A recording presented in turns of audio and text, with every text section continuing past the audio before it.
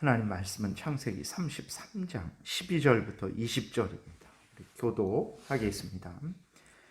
에서가 이르되 우리가 떠나자 내가 너와 동행하리라. 야곱이 그에게 이르되 내 주도 아시거니와 자식들은 연약하고 내게 있는 양떼와 소가 새끼를 데리고 있은즉 하루만 지나치게 몰면 모든 떼가 죽으리니 청하건대 내 주는 종보다 앞서 가소서. 나는 앞에 가는 가축과 자식들의 고름대로 천천히 인도하여 세일로 가서 내 주께 나아가리이다.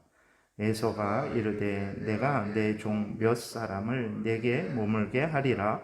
야곱이 이르되 어찌하여 그리하나이까. 나로 내 주께 은혜를 얻게 하소서 하매 이날에 에서는 세일로 돌아가고 야곱은 숫곳에 이르러 자기를 위하여 집을 짓고 그의 가축을 위하여 우릿간을 지었으므로 그 땅 이름을 숫곳이라 부르더라. 야곱이 밧단 아람에서부터 평안히 가나안 땅 세겜 성읍에 이르러 그 성읍 앞에 장막을 치고 그가 장막을 친 밭을 세겜의 아버지 하몰의 아들들의 손에서 백크시타에 샀으며 거기에 제단을 쌓고 그 이름을 에렐로헤 이스라엘이라 불렀더라. 아멘. 기도드리겠습니다. 살아계신 하나님 아버지, 이 시간 하나님 말씀을 전하고 듣습니다. 성령께서 역사하셔서 하나님의 뜻을 잘 깨달아 알게 도와주옵소서. 하나님이 알려주시는 대로 또 믿고 따르게 도우소서. 예수 그리스도의 이름으로 기도드렸습니다. 아멘.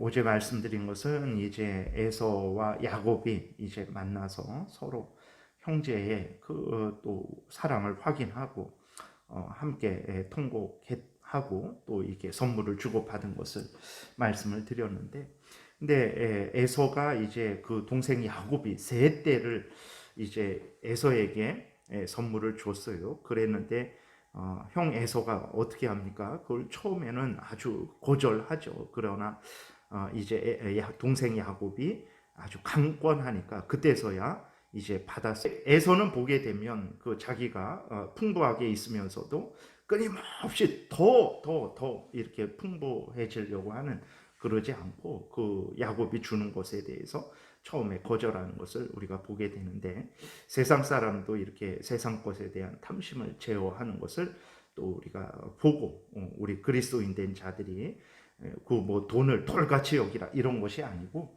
하나님 앞에서 탐심은 우리를 지배하지 못하도록, 하나님의 말씀이 우리를 지배하도록 항상 우리 자신을 돌아봐야 되겠습니다.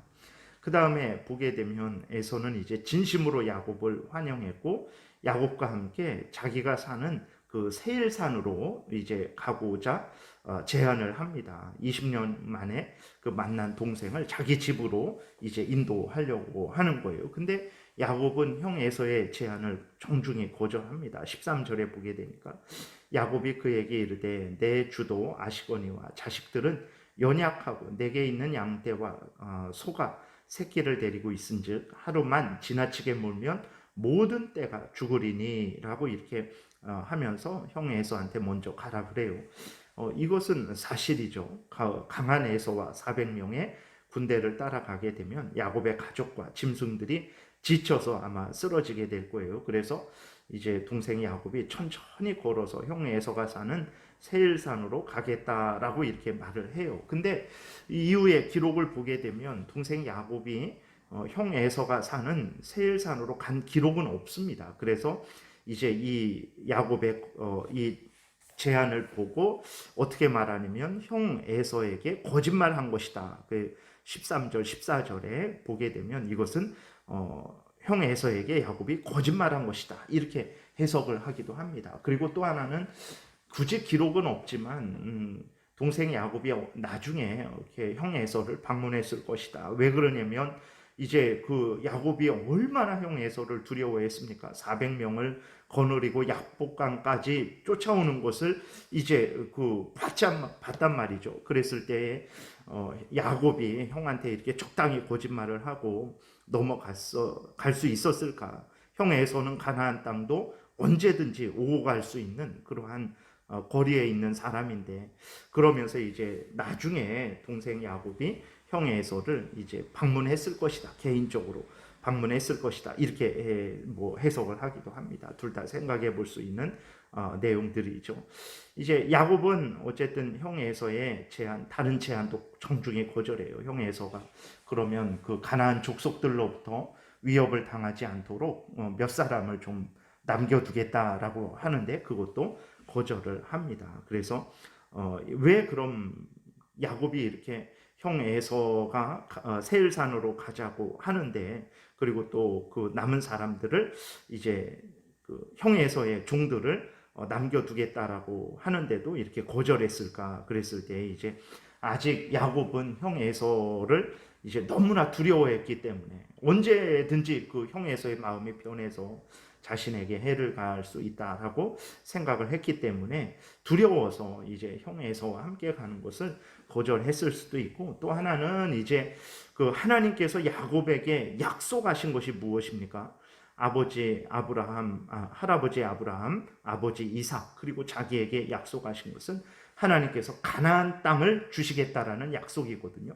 그 가나안 땅에 머물면서 하나님의 구원의 역사를 이루라는 그 명령을 처음부터 야곱에게 하셨어요. 그래서 이삭 아버지로부터 이제 축복을 받을 때에도 가나안 땅에 대한 그 상속을 약속받았고, 외삼촌 내려가기 전에 베델에서도 하나님이 나타나셔서 가나안 땅을 주시겠다라고 하셨고, 또 외삼촌에서 돌아올 때에도 하나님이 나타나셔서 가나안 땅으로 돌아가라 이렇게 하셨죠.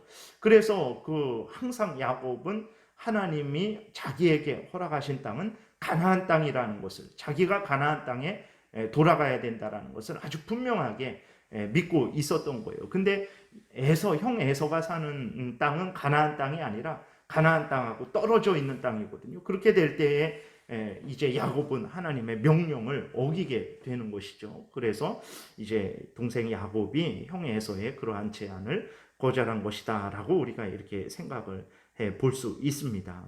이렇게 하니까 형 에서는 이제 자기 사는 세일산으로 이제 돌아갔어요. 그래서 야곱이 천천히 움직입니다. 그래서 숫곳이라는 곳에 잠시 머물렀다가 세겜 땅에 도착을 합니다. 이 세겜 땅에 도착해서 이 세겜의 땅을 사요. 땅을 사서 거기에서 정착을 하는데, 이 세겜은 이제 아브라함이 가나안 땅에 도착했을 때 처음으로 정착한 곳입니다. 그래서 세겜에 도착했을 때 하나님이 아브라함에게 나타나셔서 이 땅을 너에게 주겠다라고 다시 한번 약속을 해 주시죠. 그래서 아브라함은 세겜 땅에서 제단을 쌓고 하나님께 예배를 드려요. 창세기 12장에 보게 되면 그 갈대아 우루, 그 다음에 하란에 있다가 하란에서 하나님이 부르셔서 처음으로 가나안 땅에 도착하는데 거기가 바로 세겜 땅입니다. 그래서 야곱도 세겜에 도착해서 땅을 사서 거기 장막을 치고 정착을 합니다. 그리고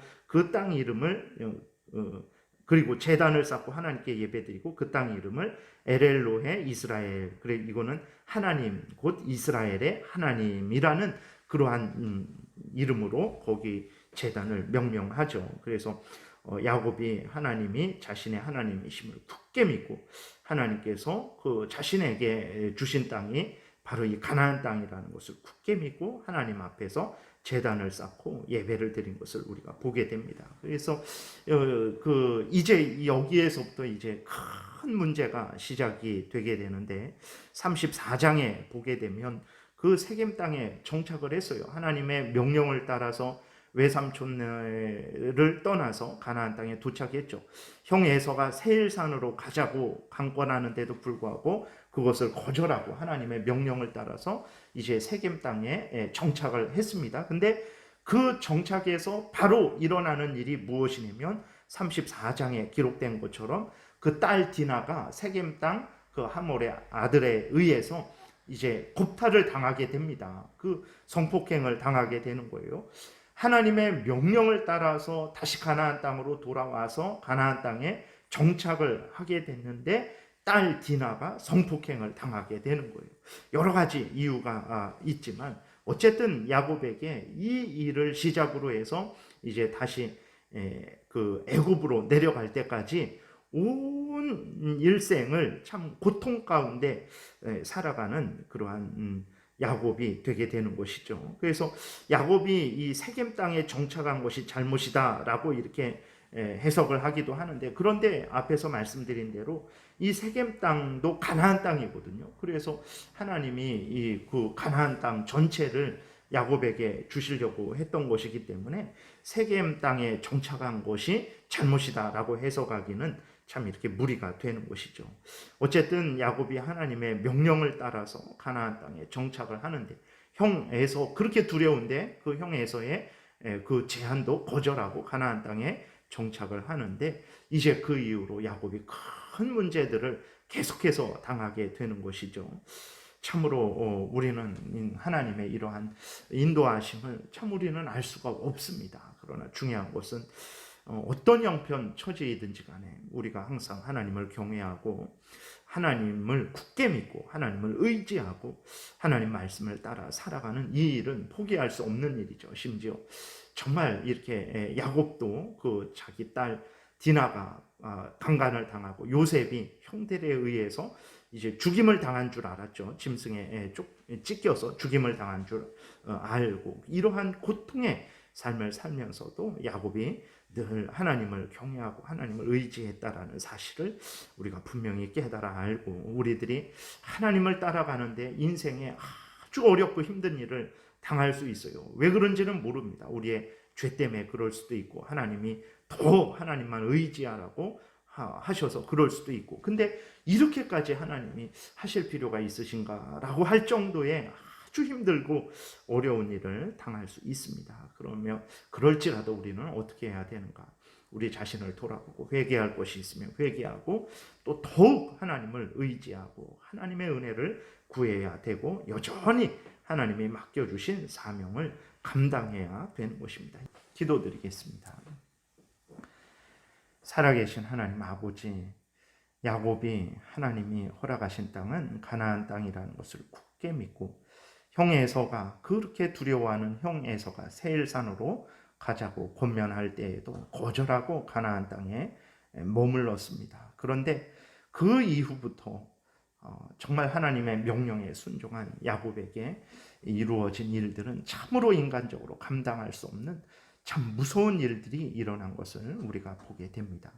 그럼에도 불구하고 야곱은 더욱더욱 하나님을 믿고 의지하고 하나님의 명령을 따라서 하나님이 주신 사명을 잘 감당해 나갔는데, 하나님, 우리가 이 성경 말씀을 잘 살펴보고 우리도 이 생을 살아가면서 어떤 일을 당할지라도 참 두려워 말고 낙심하지 말고 우리가 할 수 있는 한에서 감사함으로 기쁨으로 끝까지 하나님을 믿고 의지하게 도와주옵소서.